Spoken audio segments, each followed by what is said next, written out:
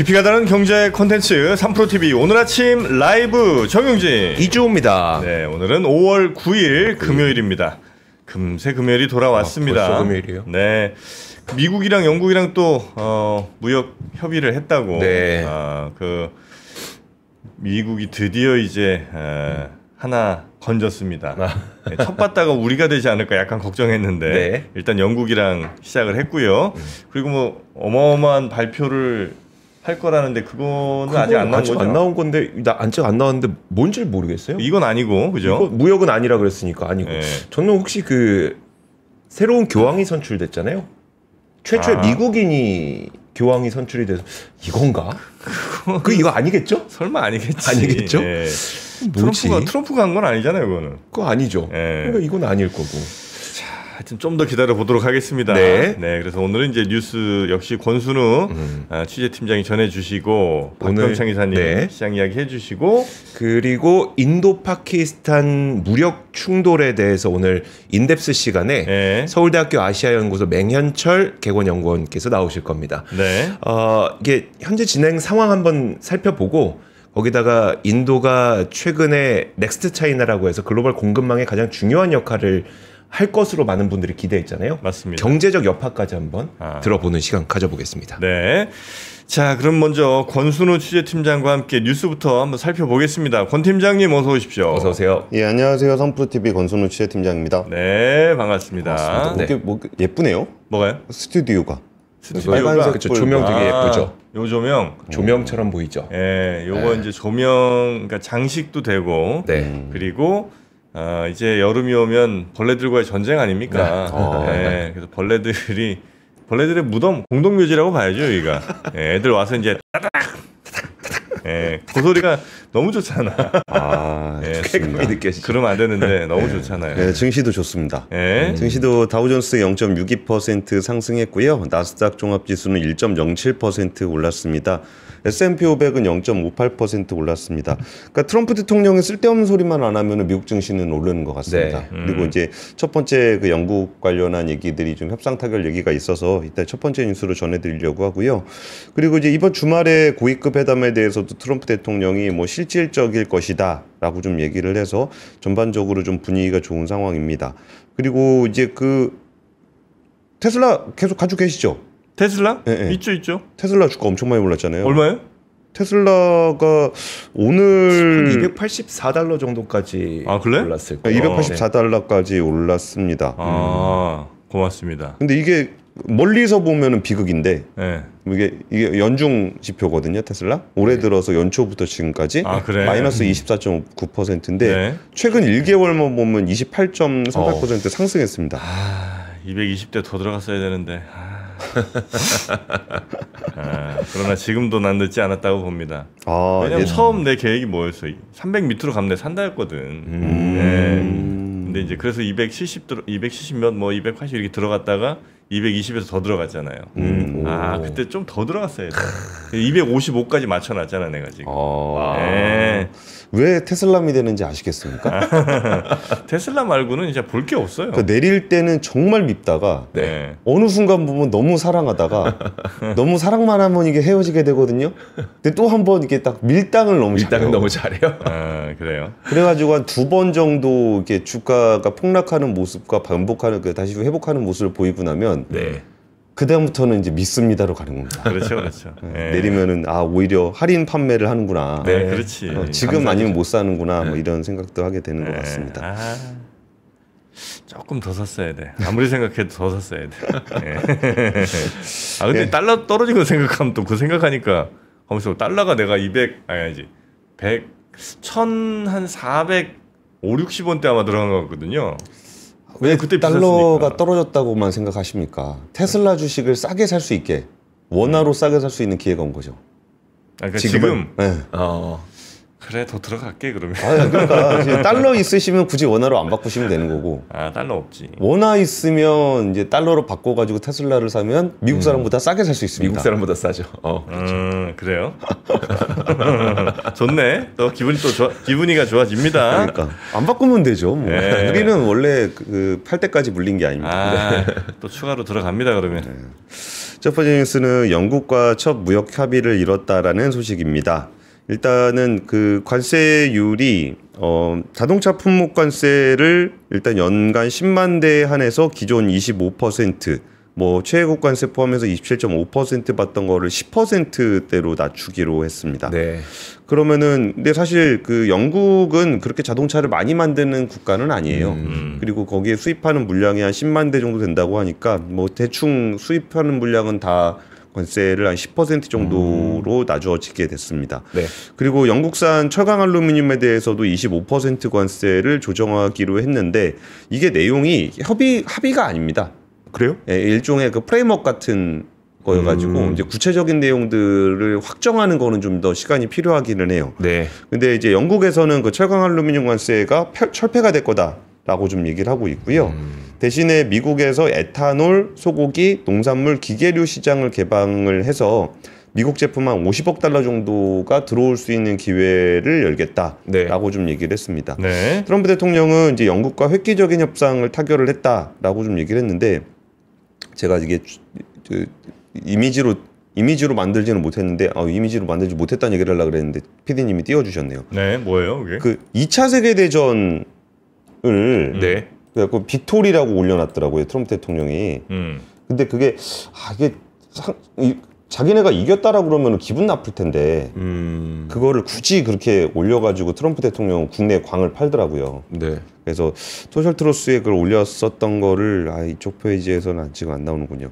그래서 어쨌든 이겼다라고 얘기하고 있습니다. 그리고 에탄올을 어디다 쓰냐 그러면 맥주 만들고 뭐 그럴 때 쓴대요. 에탄올요? 예. 그래가지고 이 부분에 대해서 좀 그 관세가 철폐가 좀 됐다라고 좀 얘기를 하고 있고요. 그 러트닉 장관 같은 경우는 영국에 대한 10% 상호 관세는 유지가 될 거다라고 좀 얘기를 하고 있어요. 그러니까 10% 상호 관세는 뭐 그러니까 올라가긴 올라가요. 네. 이걸 첫 번째 케이스로 그냥 본다 그러면은 이게 관세 협상을 하더라도 예전처럼 아예 없어지진 않는구나. 한 10% 정도 관세는 남는구나. 요거 보여드리려고 그랬습니다. 그 소셜트루스에 올라왔던 건데 도널드 트럼프 대통령이 이 빅토리데이 뭐 이런 거 올려놨더라고요. 그래요? 네, 유명한 사진이죠, 저거. 네. 예. 그리고 이게 그 영국에서는 그 미국에다 많이 열어주긴 열어줬어요. 그러면서 미국 수출품에 대한 관세 절차를 좀 간소화하고 조달 시장에서 미국 기업 경쟁력 강화 등을 약속했다 그랬는데 이게 은근히 우리는 잘 모르지만 조달 시장이라는 건 정부 조달 시장이죠. 정부가 사는 거. 그러면은 외국 기업을 배제한다라는 표현은 안 쓰는데 이상한 조건들을 집어넣어가지고 외국 기업이 사실상 못 들어오게 하는 경우가 꽤 많아요. 근데 어느 나라나 이런 거 다 있습니다. 네. 근데 그런 것들 좀 풀어준다라고 좀 얘기를 하고 있습니다. 그리고 그 이번 합의에 대해서 저는 이것도 굉장히 인상적이었는데 트럼프 대통령이 그 영국이 미국과 경제 안보 협력 체제에 편입되는 계획이 포함돼 있다. 이는 첫 사례다. 네. 그러니까 경제 안보 협력 체제라는 표현을 거의 안 쓰던 표현이거든요. 네. 근데 이게 양국 모두 경제 안보와 국가 안보가 동일하다는데 동의하고 있다. 라고 얘기하면서 일종의 이게 무역 협상을 하는 과정이 단순히 이게 경제 협상만 하는 부분이 아니라 이게 그 경제 안보적인 측면들에 대한 협의를 같이 하고 있는 것 같아요. 네. 그래서 이게 이제 그러니까 영국 사례가 중요한 이유는 영국이라는 나라 자체가 중요한 건 아니에요. 뭐 이게 영국이 뭐 대단하게 뭐 제조업을 하고 막 그런 나라가 아니잖아요. 근데 대략적으로 어떤 방향으로 얘기를 나누고 있는지에 대한 부분들을 가이드를 보면서 이제 우리도 협상 준비를 하게 되는 건데 여기 보면은 이 그 경제 안보 협력 체제 이코노믹 시큐리티 얼라인먼트 요 계획이 있다는 것이 좀 특이했습니다. 그리고 이제 보잉 항공기 100억 달러 규모로 구입하겠다. 요거 했고요. 네. 이건 좀 아쉬워요. 우리나라도 이거 항공기 많이 사는데 네. 이미 발표를 해버렸잖아요. 그러니까 대한항공에서 이제 도입하는 걸 다 발표를 했거든요. 네. 그래가지고 역시 이런 거는 좀 카드는 아껴두는 게 좋구나. 이제 먼저 가서 주면 또 달라 그러니까 그런 게 있구나 싶고요. 미국은 여기에 상응해서 영국의 롤스로이스사의 항공기 엔진과 부품 관련한 관세를 면제하기로 했습니다. 그러니까 이런 것들도 영국에서 준비한 카드겠죠. 네. 우리가 이제 보잉 사줄 테니까 니네 항공기 엔진 부품 관세 면제해달라. 뭐 이런 것들이 좀 협의가 된 것 같습니다. 네. 그래서 이번에 협의 결과는 전통적인 형식의 무역 협정이 아니라 주요 원칙을 닮은 프레임워크이다. 그리고 이제 최종적으로 합의를 하려 그러면은 몇 주 내에 확정이 될 거다라고 좀 얘기를 하고 있습니다. 그리고 의약품, 반도체 등 향후 품목별 관세에서 영국을 우대하기로 했다라고 영국이 좀 밝혔습니다. 그래서 근데 내용을 보면은 되게 뭐 구조적인 변화라기보다는 뭔가 그냥 균형점을 잡는 정도의 느낌이고 약간 미국이 좀 삥을 뜯는 그런 분위기예요. 그러니까 뭔가 이게 거대한 구조적인 변화라는 느낌은 상대적으로 좀 덜 듭니다. 그러니까 예전에 바이든 행정부에서 했을 때는 뭐 IPF라 그래가지고 물론 안 되는 건데 이게 뭔가 이렇게 현실성은 되게 없어 보였는데 이게 현실화되면은 되게 체계적이고 구조적이다라는 느낌을 받았거든요. 근데 이번에 트럼프 대통령이 이번에 했던 첫 협상은 뭔가 구조적인 변화라기보다는 뭔가 이게 마이크로한 변화? 그러니까 뭔가 미국에 좀 더 유리하게끔 삥 뜯는 정도의 느낌? 뭐 이런 것들이 좀 있습니다. 그리고 지금 이 얘기는 미국에서 별로 인정하고 싶지 않을 얘기일 것 같은데 미국 언론에서 나왔던 얘기입니다. 그러니까 그 중국 관세를 145%에서 50%대로 낮추는 협상안을 논의하고 있다라고 뉴욕 포스트가 미중 협상 소식통을 인용해 보도를 했습니다. 근데 트럼프 대통령은 일단은 선제적으로 대중국 관세를 폐지하지 않을 거라고 굉장히 좀 강경한 입장을 얘기하고 있거든요. 근데 그에 반해서 미국 언론에서 나온 얘기들은 이제 뭐 50% 정도 낮추게 될 거다라고 좀 얘기를 하고 있습니다. 그래서 이 부분은 뭐 사실 누가 보더라도 낮추겠죠. 뭐 145로 해가지고 뭐 교역을 할 수가 없잖아요. 근데 이 부분들은 이제 낮아지는 추세가 있는 것 같고 그러다 보니까 요새 주식시장이 좋았던 이유가 이런 것 때문에 그런 것 같아요. 워낙 세게 올려놔가지고 뭐 해봐야 지금보다 더 안 좋겠냐. 그럴 수는 없겠다. 그럴 수는 없겠다. 뭐 이런 얘기들을 하고 있고요. 그 남아시아 국가들에 대해서도 관세를 25%까지 낮추는 방안을 뭐 검토하고 있다. 근데 25%도 굉장히 높은 관세긴 합니다만 베트남의 46%, 태국의 36% 이렇게 물려놨기 때문에 이런 것들이 좀 내려갈 거다라고 좀 얘기를 하고 있습니다. 그리고 어제 우리가 이제 파월 의장 관련한 얘기하면서 금리 동결했다라고 얘기했었는데 그럼 트럼프 대통령 또 한 소리 하지 않겠냐? 뭐라고 했어요? 했습니다. 그러니까 파월은 아무것도 모르는 멍청이다. 제가 실수했네요. 바보다. 이거 틀리면 안 되죠. 풀이라고 했나 봐요. 그럼 한번 같이 보실까요? 그러면은 이거를 우리가 번역본으로 해놨는데 번역 안 한 걸로 한번 같이 보시면은 제롬 파월 is a fool, too late. 맨날 늦는 제롬 파월은 바보다. 이렇게 해가지고 그것만 빼면 다 좋아요라고 했어요. 그러니까 이전에 파월 욕했다가 한번 역풍을 맞은 적이 있었잖아요. 그래가지고 이제 바보인 거 빼고는 괜찮다. 이렇게 좀 얘기를 했었고요. 사실 석유와 에너지 가격이 크게 하락했고 식료품과 달걀 등 거의 모든 품목 가격이 내려갔으며 사실상 인플레이션은 없다. 그리고 관세로 인해서 미국에 돈이 쏟아져 들어오고 있다. 너무 늦는 사람이다라고 얘기했었고요. 파월이랑 만나기로 한 적 있냐라고 기자회견에서 얘기 나왔는데 벽하고 얘기하는 것 같다. 참말로 이거 그래서 좀 그런 얘기를 했습니다. 그리고서 이게 참 웃기는 게 트럼프 대통령도 이제 파월한테 그렇게 얘기하면서 그 금리 안 내렸잖아요. 그러면서 왜 금리를 안 내렸냐 그러니까 미국이 경제적으로 매우 강하기 때문에 그것은 큰 문제가 되지 않는다. 그러니까 금리는 큰 문제가 되지 않는다. 그래서 안 내린다고 파월이 얘기했잖아요. 미국 경제가 뭐 그렇게까지 뭐 심각하게 봐야 되는 상황은 아니기 때문에 금리를 내리지 않겠다. 그랬더니 트럼프 대통령은 파월을 그렇게 욕을 하면서 미국이 경제적으로 매우 강하기 때문에 금리는 문제가 되지 않는다. 안 맞죠. 둘이 하여튼 다 벽 같아, 둘 다. 자, 그래서 하여튼 파월이랑은 대화가 안 됐다. 그 정도죠? 그렇습니다. 자, 그러면 뭐 남 걱정할 때가 아니라 이제 우리나라 걱정을 해야 되는데. 근데 우리나라는 진짜 걱정입니다. 이거는 뭐 굉장히 심각한 얘기인데 우리가 미래에 심각한 일에 대해서는 좀 덜 생각하려고 하는 경향이 좀 있죠. 그 잠재 성장률이 이제 2030년쯤 되면은 이제 0%대로 가고 그리고 이제 그 2040년 넘어가면은 뭐 마이너스까지 갈 수 있다라는 그 잠재 성장률 전망과 정책 시사점이라는 보고서를 한국개발연구원 KDI가 냈습니다. 한번 시나리오별 잠재 성장률과 1인당 GDP 증가율 전망을 보면요. 이게 2030년대가 되면 아무리 낙관적인 것도 1.1%입니다. 베스트 시나리오가 1.1%예요? 예. 그러니까 아무리 우리가 이제 무리해서 그러니까 잠재 성장률이라는 게 그러니까 무리하지 않는 정도 수준의 경제 성장률이거든요. 그러니까 이거를 잠재 성장률 이상으로 성장을 한다라는 거는 뭐 일시적으로 인플레이션을 유발하면서 가능은 하겠지만 지속 가능하기는 좀 쉽지 않은 건데요. 이게 이제 그러니까 잠재 성장률만큼 우리가 성장한다라고 본다고 하면은 기준 성장률이 0.7% 우리는 그냥 0% 성장률로 고착화될 거다라는 얘기라고 보시면 될 것 같아요.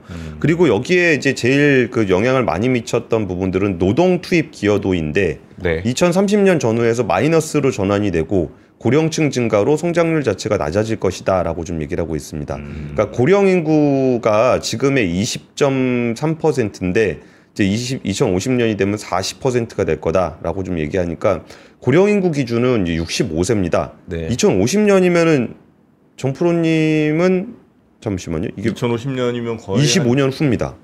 그러면 60 된다는 얘긴데 60 그렇죠. 넘는다는 얘기죠. 예. 그러면은 이제 우리나라 전체 인구의 40%가 65세 이상 40%가 예. 와.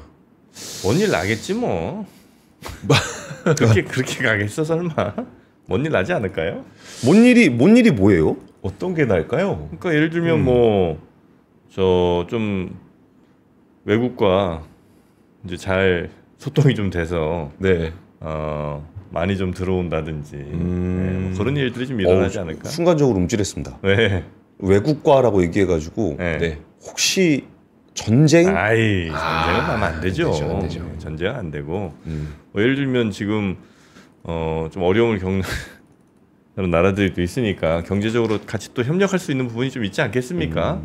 그러니까 이 부분에 대해서 이제 왜 이런 시나리오가 나오는지에 대해서는 다들 아실 거예요. 일단 우리나라 인구 구조 문제가 이제 있어요. 여기서 이제 경제 활동 인구가 이제 급격하게 줄어들게 될 거고 그러면은 이제 어떻게 해야 되느냐라고 얘기했을 때 그 이른바 구조개혁이라는 말을 자꾸 쓰는데 자꾸 이제 구조개혁이라는 말을 쓰다 보니까 좀 식상하게 느껴지거든요. 근데 구조개혁이라는 말은 되게 안 좋은 얘기입니다. 그러니까 사람들한테 안 좋게 만드는 얘기예요. 그래서 구조개혁이라는 표현을 쓰는 거예요. 그러니까 실질은 사람들을 괴롭히고 안 좋게 만드는 거거든요. 그러니까 지금 있는 부분들에 대해서 따뜻하게 지켜지고 있는 부분들을 깨자는 얘기이기 때문에 구조개혁이라는 말은 그 정치권 입장에서는 되게 하기 싫어하는 일이거든요.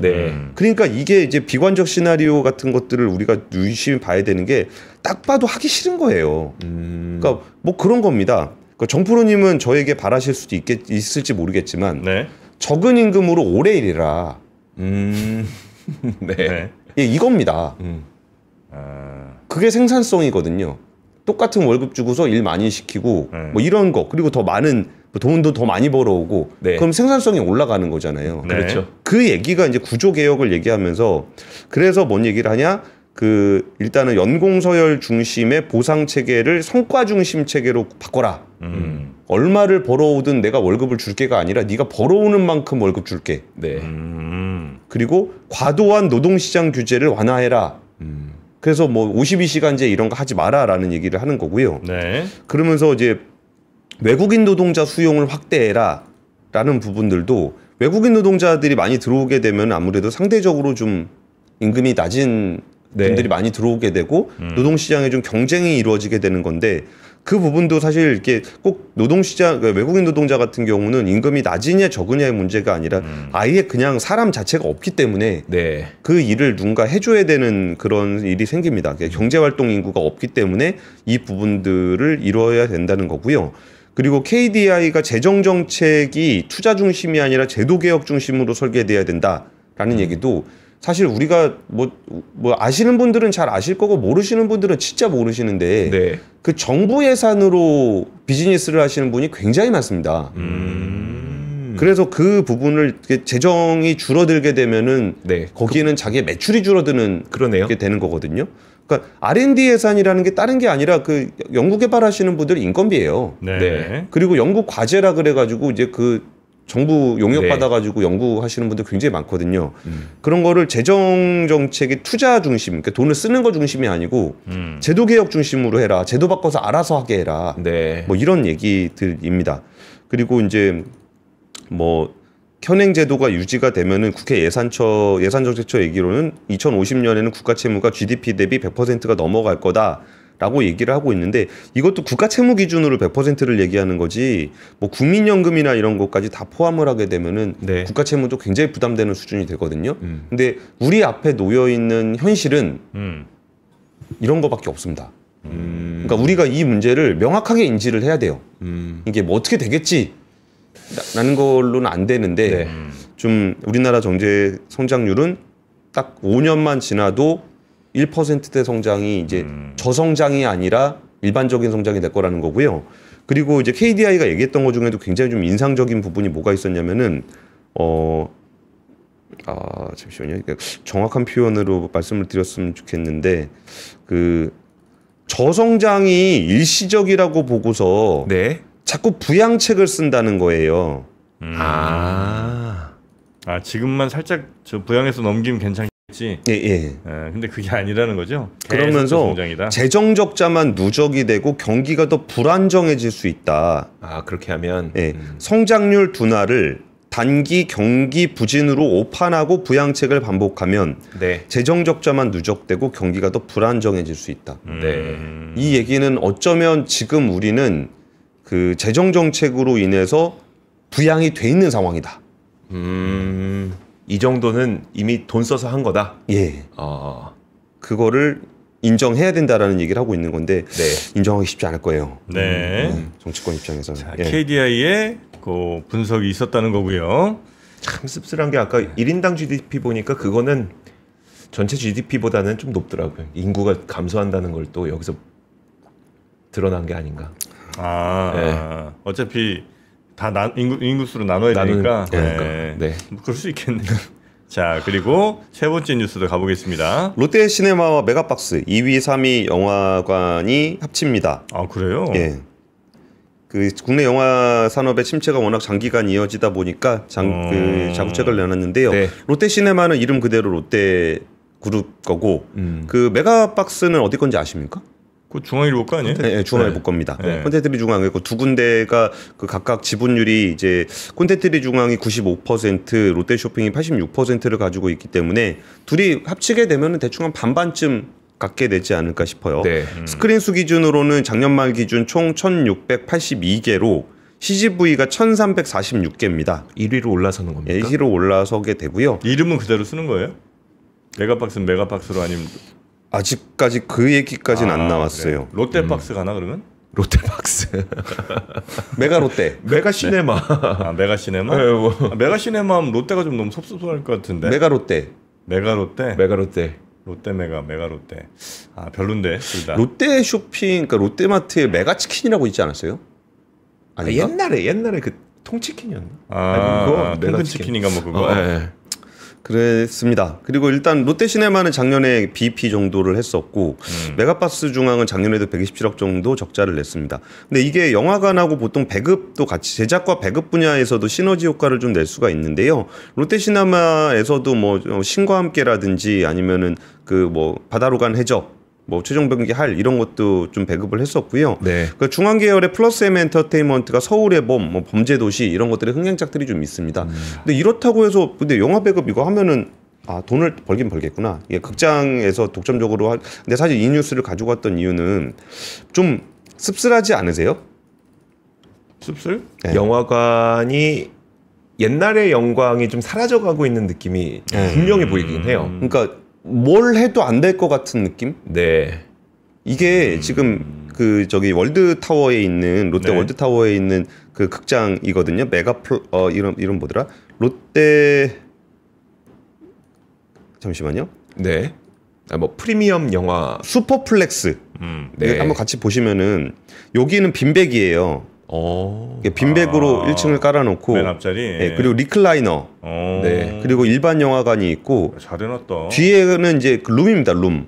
아, 룸이에요? 네, 네. 여기 뒤 룸이 이렇게 쫙 있습니다.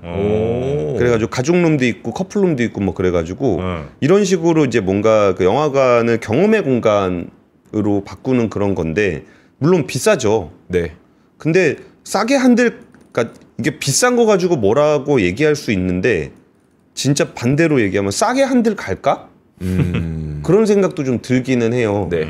그게 뭐 그전에 코로나19 이전에 8,000원 정도 했었던 게 2023년 그 재작년 기준으로 보더라도 12,000원이라거든요. 요새는 14,000원, 15,000원 하잖아요. 네. 그러니까 야 영화관 너무 비싼 거 아니야라고 생각은 하지만 그럼 10,000원이면 갈래라고 했을 때도 글쎄. 그쵸. 네. 그러니까 뭔가 이 모습이 아까 제가 두 번째 전해드렸던 뉴스 있잖아요. 우리한테 정해진 미래, 네. 저성장. 네. 네. 이렇게 보면서 이게 영화관 뉴스를 보는데 그냥 그 생각이 들어가지고 좀 이 뉴스를 갖고 왔는데 네. 정프로님의 그 고언을 한번 여쭤보고 싶습니다. 아니 그러니까 이거는 이제 우리의 라이프 스타일이 바뀌는 거죠 뭐. 더 이상 극장 가서 왜냐면 이제 집에 있는 TV가 화면이 엄청 크잖아요. 네. 거리가 뭐 한 2m라고 치면 그럼 뭐 거기서 보나 영화관 가서 물론 이제 영화관에 뭐 어떤 사운드나 이런 게 또 괜찮긴 있죠. 하겠지만 그러니까 그 정도로 극장 가서 볼 봐야 아 내가 와서 이제 돈값 하네 저 느낌이 들 정도의 영화들도 많지도 않을 뿐더러 아마 그런 영화들은 보러 갈걸 여전히. 그러나 그런 영화 아니면 굳이 뭐 극장까지 힘들게 가서 주차 힘들게 해갖고 뭐 가서 또 티켓 이거 하겠냐고. 안 하지. 예, 그러니까 뭐 어쩔 수 없는 거고 이거는. 그리고 영화 난 티켓이 비싸졌다고 생각하지 않아요. 내가 돈이 많아서 그런 게 아니고 네. 30년 전에도 극장 값이 아마 한 6, 7천 원 했을 거예요. 5, 6천 원 정도 했을 거예요. 30년 전 5, 6천 원이 지금 예를 들어 15,000원 하잖아요. 한 3배 오른 거 아니에요. 네. 그 정도 되는 물가가 세상에 뭐 몇 개나 남아 있어 지금. 그렇기도 네. 하죠. 그렇게 따져보면 표값 그렇게 오른 거 아니거든요. 물가 상승한 거 따져보면. 네. 근데 이제 우리가 다 비싸서 안 간다고 하는데 그건 내가 볼 땐 핑계인 것 같고 그냥 우리 라이프 사이클이 달라진 거다. 라고 저는 봅니다. 근데 그쵸. 좀 없어지면 아쉬울 것 같긴 해요. 영화관이 이제 막 합쳐지고 뭐 이렇게 좀 운영 안 돼서 뭐 없어지고 할 수도 있는 거잖아요. 아쉬운데 안 갈 거잖아. 근데 한 번쯤 가고 싶을 때는 있었으면 좋겠어. 그 1년에 이게 그냥 일반 소비자의 마음. 옛날에 뭐 한 달에 뭐 두세 번씩 가고 뭐 이러던 거 1년에 한두 번 가면서 데이트는 영화였죠. 옛날에 그랬죠. 옛날에. 예, 맞아. 근데 이제 지금은 데이트할 곳이 이제 집으로 좀 많이 바뀌어. 그게 더 좋지. 집으로 아, 바뀌었어요. 데이트를 집으로 바뀌었어요. 네, 집에서 하면 좋잖아요. 네, 집에서 이렇게 싹 뭐 이렇게 뭐 이렇게 요리 하나 해주고 네. 넷플릭스 보다가 집에서 조명 같은 것도 좀 예쁜 그렇지. 거 해놓고. 근데 이제 집에서 데이트할 때 제일 큰 문제는 네. 집에 이렇게 뭐 중요한 순간에 모기 앉아갖고 이렇게 엥 하면서 이렇게 하면 이건 끝이거든요. 그럼 나가죠. 바로. 그럼 바로 뛰쳐나가죠. 나가지. 예. 그때 필요한 게 바로 웰핀 무선 벌레 퇴치기가 되겠습니다. 그렇죠. 네. 이런 거 이제 문 앞이나 뭐 이런 데다 딱 걸어 놓으면 그냥 벌레들이 여기 와서 다 죽어버리니까. 네. 아니면 이제 또 뭐 여자친구랑 캠핑 같은 거 갔을 때 막 민감한 곳에 물려갖고 막 계속 거기 긁으면 그것도 아주 또 보기 안 좋거든요. 네. 그래서 그러면 이제 왜 민망하세요? 생각해보니까 그러네. 여기 물림 이제 또 그 십자가 내야 되잖아요. 손톱으로 십자가 내야 되니까 그 굉장히 힘들다고. 맞아요. 네. 항상 웰핀 벌레 퇴치기 무선 벌레 퇴치기가 있어야 된다는 겁니다. 이거. 그래서 사실 저는 뭐 집에서보다는 캠핑 다니시는 분들이 되게 좋을 것 같아요. 아 그런가요? 네, 캠핑 다니시는 분들 이거 싹 걸어놓고 사실 밤에 특히 이제 저녁에서 밤 넘어갈 즈음에 벌레들이 제일 많잖아요. 근데 그때가 밖에서 그 불멍 때리기 제일 좋은 시간대란 말이에요. 그때 이제 벌레를 쫙 다 잡아주면 얼마나 편안하게 있을 수 있겠습니까? 맞습니다. 네. 안 물려봤죠 거기는. 한 번도. 아 그래요? 왜냐면 속옷이 있어서? 있으니까. 네. 정프로님 속옷 안 입으시죠? 그렇죠. 와, 그 이제 여러 군데 물리면 이제 엠보시. 자, 그래서 이제 오늘 힘드네요. 네, 쉽지 않네요. 요게 이제 그 충전식, 충전식입니다. 충전식이라 베란다나 피크닉 이런 거 할 때 너무나 좋고 최대 26시간 사용 가능한 대용량 배터리가 안에 들어 있습니다. 뭐 편하게 밖에서도 쓰실 수가 있고요. 완벽 방수가 되기 때문에 비가 와도 상관이 없습니다. 제가 잘은 모르는데 캠핑을 많이 안 해봐서 잘은 모르는데 이게 무게가 좀 무거우면 저거 되지 않나요? 그러니까 막 어떻게 흘러내리지 않나요? 막 텐트 이런 데. 텐트에서. 근데 무게가 가볍네요. 텐트에서 이게 이제 텐트 폴이 좀 약한 애들은 이게 걸어놓으면 이제 무거운 애들 걸면 이게 쭉 내려오잖아요. 네네. 그러다 이제 엉덩이에 걸린다고. 오늘 나 왜 이렇게 오늘 썩드립만 나오지? 그럼 여기 열심히 하셨어요. 너무 무리 안 하셔도 돼요. 퉁퉁 치게 되면 아주 불편합니다. 네, 이렇게 이제 지저분한 얘기는 청소기를 깨끗하게 좀 깔끔하게 청소해야 됩니다. 네. 자, 미디어 V12 로봇 청소기. 요거 아주 뭐 딱 모양만 봐도 네. 비싸 보이네요, 그죠? 좋아 보입니다. 네. 여기 이제 자동 물걸레, 세척과 건조까지 되는 거. 물걸레 청소기인데 거기에다가 물걸레도 내가 손으로 빠는 게 아니고 그렇죠. 지가 알아서 빨아줍니다. 그리고 그 물걸레 건조 안 하면 냄새 엄청 심하거든요. 그 그래요? 건조까지 해준다. 와, 근데 요새는 로봇 청소기가 40만 원대도 이게 다 되네요. 이게 원래 이제 한 150만 원, 200만 원 하던 그런 기능이잖아요. 네. 요즘 좀 대중화가 되면서 이게 또 5,000 파스칼짜리 강력한 흡입력. 네. 그리고 물걸레로 그냥 방바닥을 반짝반짝하게 여자친구 왔는데 막 바닥 뭐 먼지 섞어 있으면 그것도 아주 힘들거든요. 또 어디에 누울지 모르잖아. 아니 어느 구름에 비 올지 모른다는 얘기가 있지 않습니까? 어느 바닥에 누울지 우리는 모르는 거예요. 그 상황은. 아니, 네, 받을 수가 없네. 이게 뭐 나 혼자 할게. 아무도 받지 마.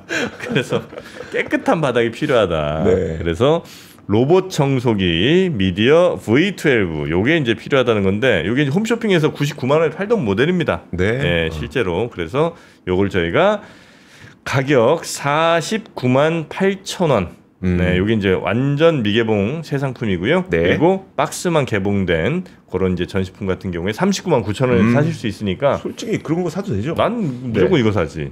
그렇게 한번 사시면 되겠습니다. 네.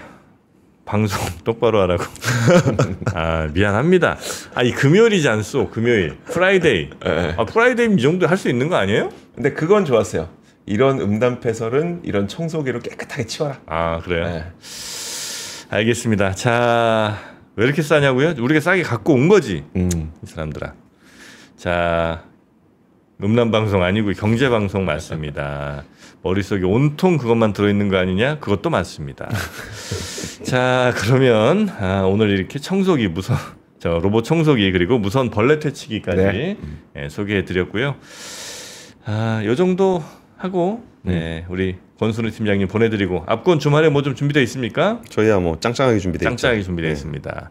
자, 그러면 앞권도 많이 시청해 주시고요. 권 팀장님은 월요일에 뵙겠습니다. 예, 고맙습니다.